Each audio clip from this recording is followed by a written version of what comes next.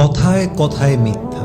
10টা কথা বললে 9টা কথা বলেই মিথ্যা, পুরো পেট ভরা মিথ্যা কথা। এমন মানুষ কখনো কোথাও আজীবন টিকতে পারে না, এমন মানুষ কখনো অনেস্ট অ্যান্ড লয়াল হতে পারে না।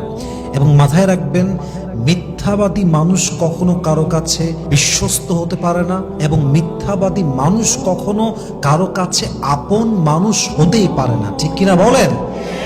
এজন্য মানুষের ভালোবাসা মন থেকে পেতে চাইলে, কারোর সাথে আজীবন থাকতে চাইলে সত্যবাদী হন। যা হয়ে যাক, আপনার জবান দিয়ে সত্য কথা বের হবে। মাথায় রাখবেন, আল্লাহ বলছেন, তোমরা সত্যবাদীদের সঙ্গে থাকো।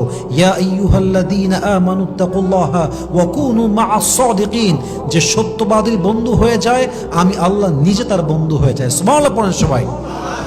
সো অলওয়েজ সত্য বলবেন, কথা যখনই বলবেন মিথ্যা বলবেন না, সত্য বলার চেষ্টা করবেন। আল্লাহ সবাইকে বোঝার তৌফিক দান করুন। পড়েন সবাই আমিন।